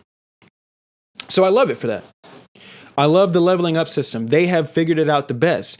There is a system because a lot of people are upset because a lot of the early missions are like tutorial type missions, and there's quite a few because there are many different systems within this game. Some of which will have you like some of the because not every mission is like a mission. It'll look like a side mission or whatever. It'll be a faction quest, they'll call it, but it'll be you helping a shopkeeper. You know, you're helping a butcher. Can you bring me three of these type of fish? Okay, you go get the fish. But in that, you're learning how when you catch fish, they're in your inventory. So you're learning you can either clean them so that they become fish fillets, or you can use that particular fish for a spectacular type of dish. You know what I mean? So you'll do a simple task that'll take you 5 to 7 minutes or whatever, but you've learned about 2 or 3 new systems in that time, and the game had you do it. It played you through those systems. So now you know how to engage with them. And then as you progress, you're like, okay, that system from earlier that the game taught me, I can add that to my repertoire. I can add that to my itinerary when I play the game so that I can further enhance my experience for whatever reason, whatever thing you're getting out of that. That's why I really like it. It's a circle of life that I've never really experienced in any other title before. Most games are built around kill this many enemies, get this amount of XP, and you'll get these skill points. Some games kind of mix it up. Oh, you found a chest with a couple extra skill points, but you're still having to kill this many enemies to get this much XP to get new levels and new skill points. So it's just like everything is like this game is designed in a way to make you feel like this world is real, or like it's based on something real and what you're doing is real while it's happening. It's very spooky to even talk about in real time. But that is the sensation I get, and I don't get it because of the graphics. I get it because of how I literally interact with objectives and with things going on. So yeah.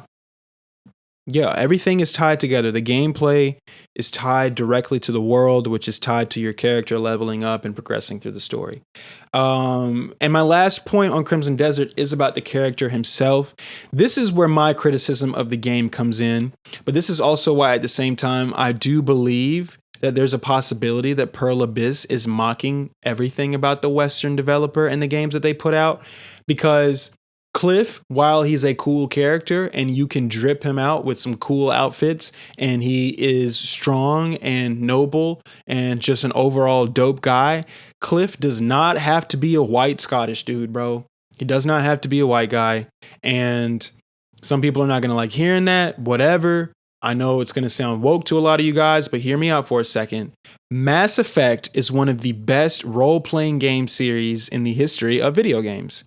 Mass Effect has you playing as Commander Shepard. Commander Shepard is either a man or a woman. And you, when you create your Commander Shepard, choose if he or she is a man or a woman. Now, if this is 2000s, the first one came out in 07, the second one in 09, and the third one in 2011, I want to say. Or 2012, so this is early. This is a game with only 2 gender options and yada yada. However, you got to design your character, so you got to design his race, his hairstyle.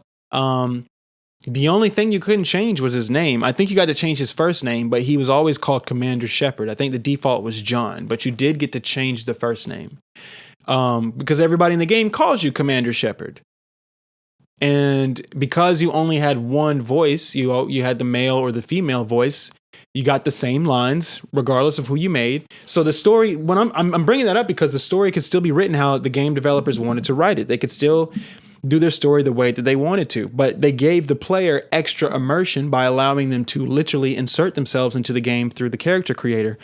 Whereas with Cliff, who, for those of you who don't know, when this game was announced in 2019, his name was McDuff,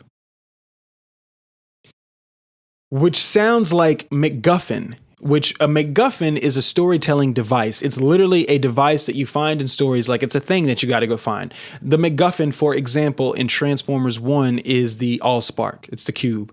The MacGuffin in Transformers 2 is the Matrix of Leadership. The MacGuffin in Transformers 3 is the pillars or whatever. You know what I mean? Like there's always like a device. McDuff sounds like just a dude, a vehicle for which the player to experience the story, but not much more depth beyond that, right? Very surface level. And McDuff sounds like a surface level white guy. Sorry. Now, again, the reason I'm criticizing Pearl Abyss, because I probably would have left it alone if they didn't have a way for you to literally customize Cliff and the other 2 characters once you have fully outfitted your camp. Once you fully level up your camp, and I don't have it yet, I think you got to level it up to the Payloon camp. Once you fully level it up, you unlock a barber or whatever, which allows you to change your hairstyles. Like all of your hairstyles, you can dye the color of your armor and all that other stuff. So you can, Cliff has like, shorter hair, like short, long hair, right? That if he tied it back, it would just be a bun. You can make it shorter, give him a clean cut, yada, yada, yada. And you can make it blonde, green, pink, purple, blue, black, brown, whatever hair color you want. So to me, I just don't understand why you guys at Pearl Abyss couldn't have like just put a character creator in the beginning of the game and let us create our own Cliff and because story was not your primary focus in development, and that has been said by voice actors and things of that nature, then I don't think it would have been that tough for you to have gotten a female voice actress, or maybe you got four actors and actresses total for two different types of masculine voices and two different types of feminine voices, right? For those people who want a little more customization. I just don't feel like that would have been expensive in the grand scheme of things to get that done, so that we could have been our own Cliff.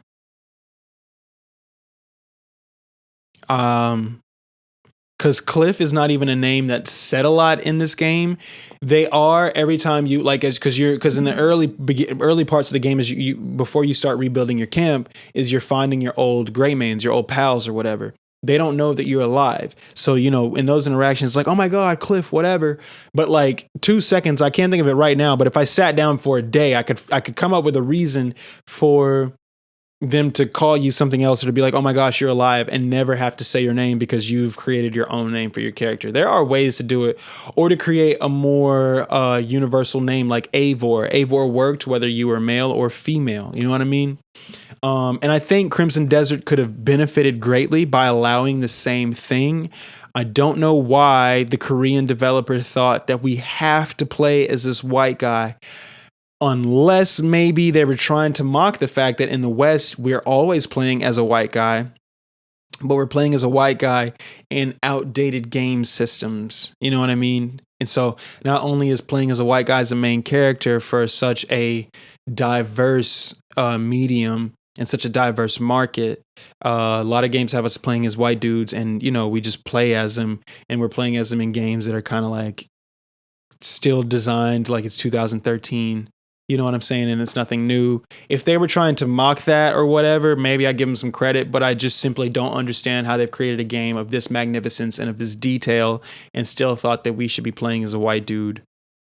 I just don't really get it. And that's not a diss to white people or white dudes. That's just my personal observation.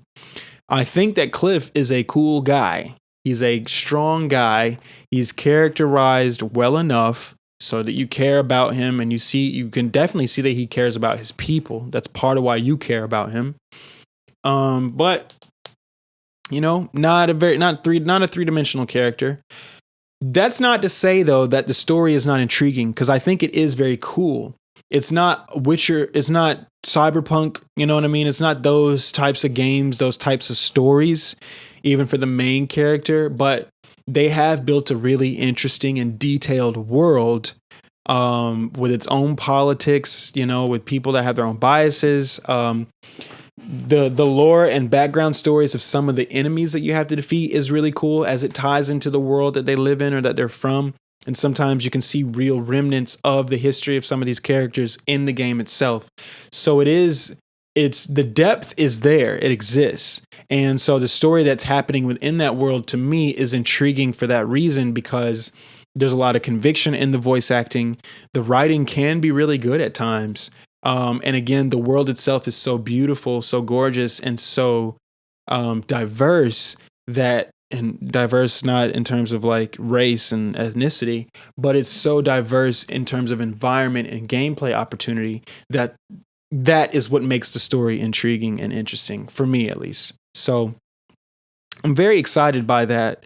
Like I said, my only gripe is like I don't see why we couldn't have designed our own player character, but it is what it is. They've been intent on you playing as Cliff McDuff since 2019, at least, that we know of. So they probably weren't going to come up off of that just to make director Warren happy. So anyway, but yeah, the story works. And back to that article that I read at the beginning, a lot of Western reviewers, Western content creators were being disingenuous with this game, because one thing I've never heard nobody tell me about is the stories of Elder Scrolls Skyrim and Elden Ring. I ain't never had nobody come up to me ever when I was working at that video game store and I was a manager and I was there 5, sometimes 6 days a week. Nobody ever told me, bro, if you like the story of X, Y, and Z, you'll love the story of Elder Scrolls. You'll love the story of Elden Ring. I know and have seen and have heard that the lore of Elden Ring is very interesting, but the story as it happens in real time in the game, I have never heard anywhere that it was something that had to be experienced. It was everything else about the game that had to be experienced that you would be missing out on if you didn't try. Not the story. So I don't understand why a story that clearly is more second to the world that is being built, and it's not really meant to be this personal thing with personal stakes. It's just you play as someone who is chosen as the champion of the world, the champion of the abyss. And so you just get to interact with the world in a way that nobody else in the world gets to interact with. Like, I like the story for that, because everything that happens in the game ties back to gameplay itself. Whereas a lot of other games, because they're it's just stuff happening in front of you. It's happening. You're not even a part of what's happening. So I do think it's a lame criticism, honestly, to say that, oh man, Crimson Desert it's got no story. It's got a bad story. Bro, I never heard anybody say anything about the Elder Scrolls V Skyrim story ever in life, ever. Witcher 3 is the only RPG besides Cyberpunk 2077 that somebody has told me, yo, the story is fire. You got to check it out. Other RPGs, Kingdom Come Deliverance and Deliverance 2, never heard a lick about the story itself. It's the gameplay. It's the game that is happening. It's the game that you're experiencing. That is what people want to talk about. So, story is not a criticism for me. And it's not weak either. You just have to give the game time, because they do so much in the first like 3 or 4 hours showing you the depth of the world. You have to give them time to build within the depth of the world that they have set you forth in. So I think if you're even remotely interested in this game, you should engage with it. I think if you know that you've already been influenced out of not enjoying it because you already think it's too big and there's no way and there's too much to do and it's too complicated and yada, yada, yada. If you already believe that, I don't even have the energy to try to convince you otherwise. Because I think that people should only play games that they're drawn to. I don't think that every game that somebody buys should be a game that they were told to buy. Like, I was pretty much told to buy Saros, but the people who told me, I trust them. Okay, it wasn't just like random NPCs on the feed. And so if you've already been influenced into not buying, then don't buy it, because those influences are going to pop up anytime you hit a wall. But if you are even remotely curious about the world of Crimson Desert and about the combat and about the characters and everything of that, anything, if you're curious about anything with this game, I highly encourage you to get it. There's not a more polished experience on the market that has come out so far this year. I don't think there's going to be a more polished open world experience to come out this year. I don't think GTA 6 is going to match this level of quality, which is why they're doing all this crunching right now. I think in terms of finding a game that is pure, that you can celebrate, that you can buy, I think this is it. And I just wish that we were more willing to celebrate these types of moments as they happen, because it is an achievement that this game is released. It's an achievement that it runs the way it does. And it is more than an achievement that the developers have responded to feedback as quickly, as swiftly, and as just efficiently as they possibly can. Like, they're doing such a wonderful job. And so that to me is why this game is a game of the year. Not only contender, but it should be in the conversation. Like, it should be a strong contender in the conversation, because the developers are doing everything they can to give you the game that you want. And we, the world, the truth tellers, are watching. We are watching how people are responding to this game. The Steam player count the other day was 180,000. Its total peak is like 280,000. Like, that's a crazy drop off. Like, it's a crazy low drop off. Like, the people know, and the people are resonating with the game. Even the people who don't like it are seeing, I have to respectfully disengage with this game. I can't just write it off because of X, Y, and Z, because this game is important to people. And also it seems to be Also, it seems to be working for people. So, yeah, I'm just really proud of Pearl Abyss for developing and publishing and releasing this game. Like, they should be proud of themselves. I am so proud to play and engage with it. Even talking about it now, I cannot wait. I got a night shift rotation coming up, but I cannot wait for the chance to play this again. I just love it. I love playing this game for like 2+ hours and like having a real adventure as I'm playing it. Like there's just nothing like this. Now, I will say, if you're not a fan of like 75 to 100-hour games, don't bother with this game unless you know it's going to take you a while. It's worth playing the entire time.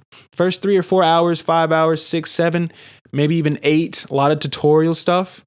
And if you're willing to just deal with that, there's such a wonderful game to experience right after you're done with that first 8 hours that even if you only put 60, you only put 70, you only put 100 hours, you're going to definitely get your money's worth. You're going to have a great time with this if you're curious. But if you know you don't even have that much time, just watch one of my streams in the future.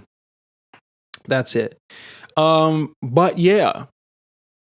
So I just want to leave you guys with this. I am so glad that I have such a positive outlook of this game because I have been playing with it in real time and that I didn't have to. Like, I'm glad I'm not in a position to where I got this game 2 weeks early and I feel like I got to do everything I can in that 2 weeks to deliver you a game that, like, it's not that it wasn't ready for the world. It was ready. But to me, it's better. Like, it would be be sincere if a lot of reviewers, to me, if they came back and reviewed this game. Like, if your review came out in the first 3 days of release, that game was different by Sunday. It came out on Thursday and it was different by Sunday. Like, it was already better in certain areas by Sunday. So I just would encourage you guys not to be too strongly influenced. And I don't want that to sound like condescending or whatever, but like, you should trust your gut when it comes to games. And I know this, I say this a lot, but if you see a game and it speaks to you, it's probably for you. And if you can afford to find out, then you should use your dollar as a vote of confidence. But if a game speaks to you and says, hey, wait for me to hit Game Pass or PlayStation Plus collection, wait for me to go down in price, that's fine too. But don't get so caught up in opinions that come from people who have a deadline on their opinions. Because my opinion it grows. It was always strong from the moment I started this game, but it grows and it expands and it gets deeper as time goes on and I spend more time with it. And so I would encourage you guys to, really look at the landscape and look at the games that are coming out and make decisions for yourselves, because even the influencers that we used to trust, like, they're becoming memes of themselves. Like, it's just so hard to find genuine journalism, number one, but it's so hard to find a genuine gamer's opinion and like not a content creator's opinion. And so that's what I try to do here. This is, like I said, a gameplay focused podcast. I'm even trying to switch up some of the ways in which I produce this podcast. But these are the words, thoughts, and opinions of somebody who has loved games his whole life. There is no agenda. If my channel grows and I'm able to monetize and offer memberships and you guys can leave tips and things of that nature, that'll be cool. But I will... my only motivation for sharing my opinion is the fact that I just love talking about games and I have a passion for games. And I think that my perspective on them is unique enough to share. That's my sole motivation. And it's become very clear to me who does not have that motivation anymore and whose motivation comes from numbers. Because once your motivation comes from numbers, then your whole vision is skewed, in my opinion. And I haven't seen anything to prove me wrong in that area. So, yeah, that's my deep dive on Crimson Desert. I will get back to streaming this game more. I've just been playing this game so much, and that as I play this game, this podcast episode kept getting delayed because I was like, there's just more layers of this onion that I want to peel back, and discover something new. And it was. And I've not at all gotten to the core of the onion. I'm still discovering new things, new abilities, new move sets. Like, this game really gives back to you if you put time in it in a way that I've never experienced ever in my life in any video game that I have played. So yeah, $69.99 for an experience like this. Support the developers that support the people who make their games so that they can better support you while you're playing that game. The shift is happening whether the media likes it or not, whether the powers that be like it or not. The consumer is going to notice in the quality of the games that they play. So I, for one, am excited to already be on the right side of history and know that great games are coming from all directions. But there's one particular direction that just, they really got it. They got it. Phantom Blade Zero is up next for me in September. But in the meanwhile, we will be talking about games and we'll stay on top of the gaming news. I will get better about releasing these episodes. I promise you guys. I just got so caught up in work and in playing this that I just got absorbed in my own world. So I'll be back shortly with the next episode, though. There's a lot more things I want to talk about that I couldn't talk about today. But I appreciate you guys so much for watching. And I would kindly ask that you please like and subscribe if you enjoyed this. All of any button press, any comment, anything, any view, anything you guys do in regards to this channel is so appreciated. So yeah, that's all for today. You guys be blessed, be easy. I'll catch up with you guys in the future. We'll probably be streaming some South of Midnight this weekend, so look out for that.